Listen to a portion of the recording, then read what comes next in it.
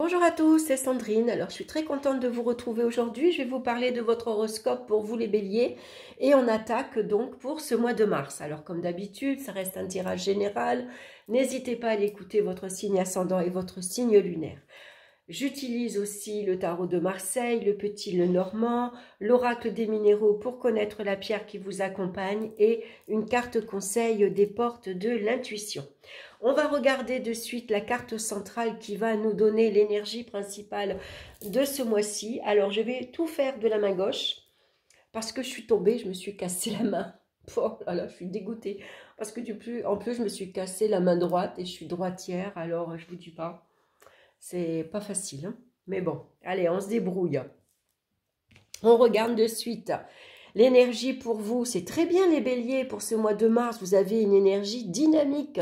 Le chariot, il a confiance en lui, il est déterminé, il a beaucoup de volonté et puis surtout, il va suivre ses objectifs. Donc, sans doute que pour vous, ce mois-ci, vous avez un objectif en vue, vous avez un but et vous poursuivez votre chemin. En tout cas, vous allez droit devant. Il n'y a rien qui va vous faire que vous allez dévier de votre route. Hein, vous savez ce que vous voulez. Donc, c'est une carte très dynamique, très active. On a envie de bouger. Hein, ça nous parle également de déplacement. Donc, ça pourrait être un mois où on se déplace beaucoup. On va rendre visite à des personnes, où on se déplace au niveau professionnel. Ça peut être des rendez-vous également. Hein, c'est des petits week-ends également. Hein, on se déplace pour se faire plaisir aussi, pour sortir, parce qu'on a envie de bouger. Voilà, le chariot, il a la bougeotte. Il ne s'est pas resté en place. Et puis, ça peut vous annoncer de nombreuses rencontres aussi. Alors, des rencontres affectives, amicales, voilà, on rencontre du monde en tout cas, on a envie que ça bouge. Hein. Ce n'est pas un mois où on va rester à dormir sur ses lauriers, on va rester tranquillement à la maison. Le chariot, la routine, c'est pas trop son truc. Hein. On va regarder maintenant au niveau sentimental. Alors, qu'est-ce qu'on a? On a la carte du battleur suivie de l'encre. Alors, ces deux cartes ici associées, le battleur, c'est le début d'une nouvelle aventure amoureuse. Pour certains, vous êtes célibataire et vous allez faire une belle rencontre. Vous avez le chariot, peut-être des invitations. Vous allez sortir, on va un soir au restaurant, on va boire un verre, on sort en boîte et on rencontre quelqu'un. Pour certains, ça peut même être une rencontre, quelqu'un de plus jeune, par exemple. En tout cas, il y a beaucoup d'enthousiasme, il y a beaucoup de joie, il y a beaucoup de... voilà, on est heureux, on est excité, on est joyeux, hein, comme le battleur. Voilà, on est tout au début de la relation, donc c'est prometteur. Hein. Après, avec le chariot, on ne sait pas trop où on va quand même. Hein. Je veux dire que on est tout au début, hein, le battleur il a le chiffre 1, donc on est vraiment tout au début du commencement. Donc pour certains bien sûr ça peut aller un petit peu plus loin, pour d'autres au contraire ça sera une rencontre plutôt superficielle, ça peut représenter une rencontre sans lendemain. Par contre on a la carte ici de l'encre. L'encre nous parle de stabilité, de sécurité, hein. C'est quelque chose qui est solide.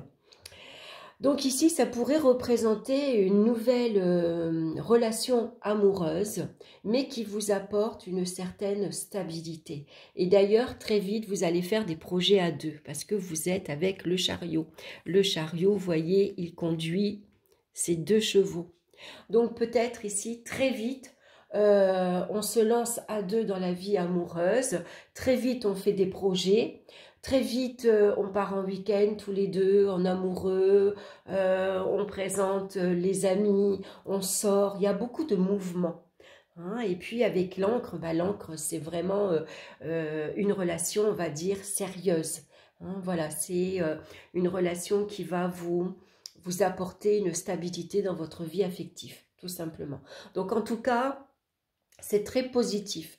Ça peut être aussi de nouvelles rencontres amicales, hein, parce que vous sortez, vous bougez, vous rencontrez beaucoup de monde et tout ça, c'est peut-être aussi des petites nouvelles amitiés qui se créent. Hein. En tout cas, c'est très positif. On va regarder maintenant au niveau professionnel. Alors, on a la carte du pendu, suivie bien sûr des oiseaux. Donc, le pendu nous parle d'immobilité. Hein. Ici, on voit que pour certains, il y a eu un renoncement professionnellement. Hein. Vous aviez peut-être envie de gravir les échelons, d'avoir un nouveau grade, plus de responsabilités. Et puis tout ça, bah, vous avez été pour l'instant bloqué, coincé par des événements extérieurs, par la hiérarchie, parce qu'il y a un manque ici de moyens, tout simplement. Donc, vous avez fait beaucoup de sacrifices au niveau professionnel aussi. Hein. Le pendu indique que... bon, allez, on prend son mal en patience. Pour l'instant, ça bouge pas, ça n'avance pas, mais j'espère quand même qu'à un moment donné, ça va se débloquer. Hein. Et puis, on a les oiseaux. Les oiseaux viennent vous parler de communication.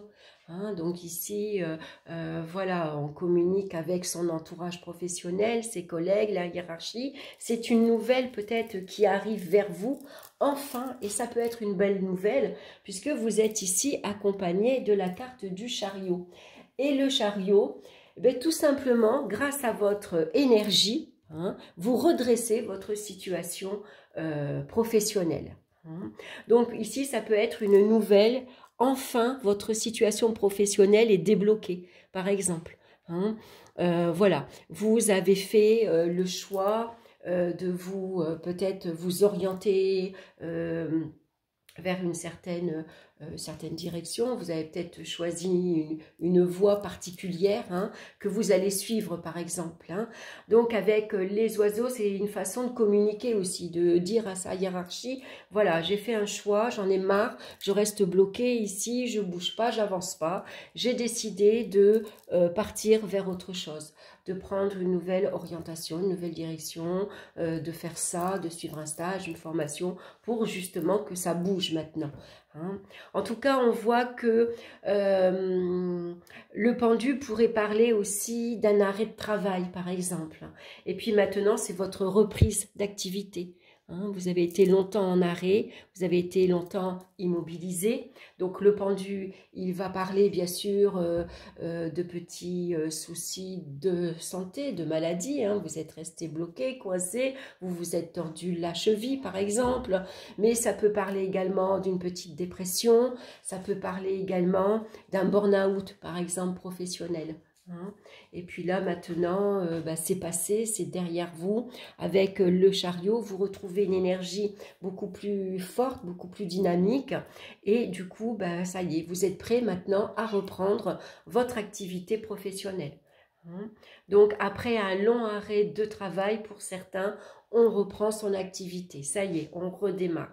Pour d'autres ici, si vous étiez bloqué, coincé, ça peut parler ici également.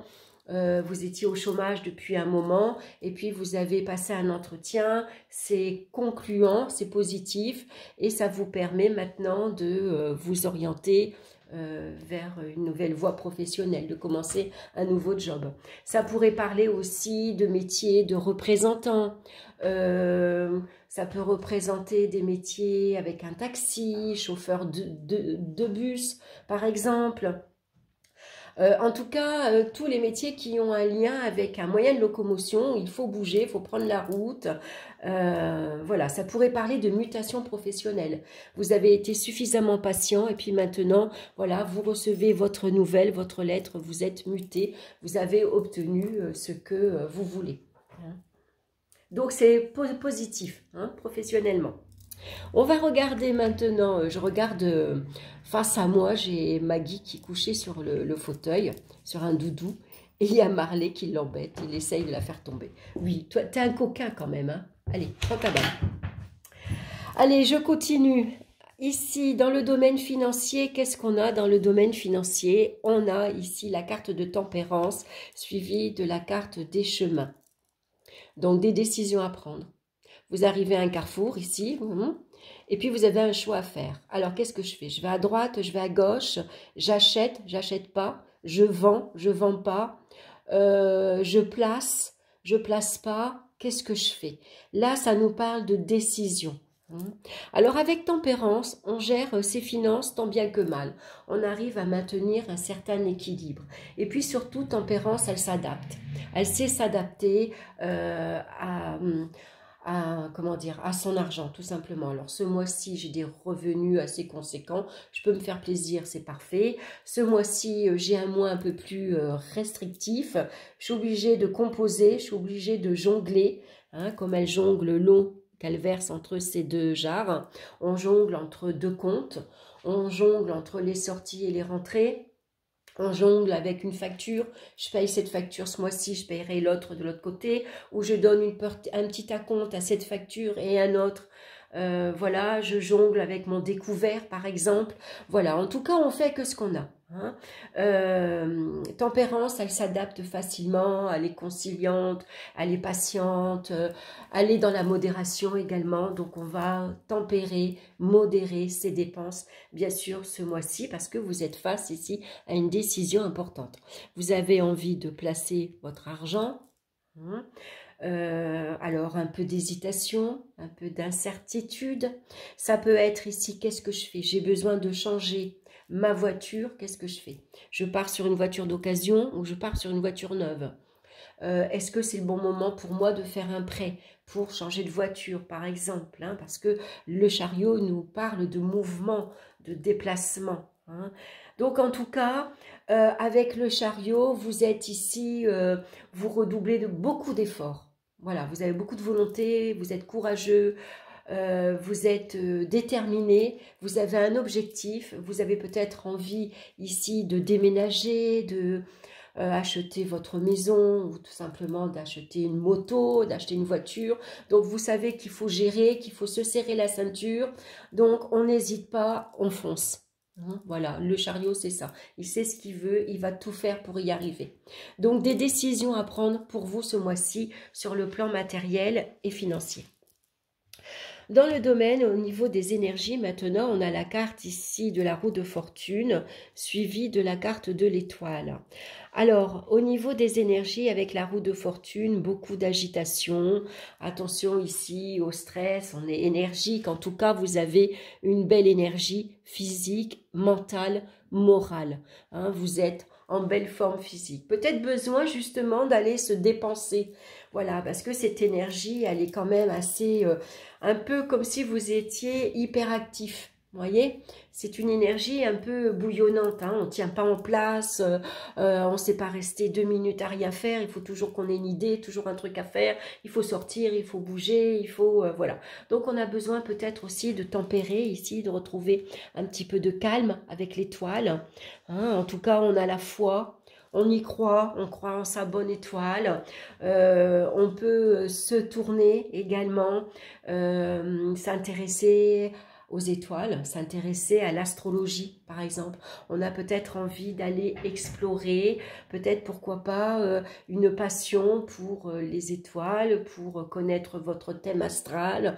Voilà, tout ce qui est en lien, en tout cas, avec la nature, bien sûr, et puis surtout le monde astrologique, je dirais. Il pourrait y avoir une certaine attirance pour ça, et pour certains, vous aurez envie, justement, de vous intéresser, d'apprendre, de suivre une formation ou d'acheter un bouquin tout simplement et de lire. Peut-être vous avez envie de vous faire plaisir, d'acheter une longue vue pour justement explorer, regarder le soir, regarder la Lune, Vénus, les planètes qui vous entourent. Allez, on va regarder maintenant avec les cartes ici qui vous...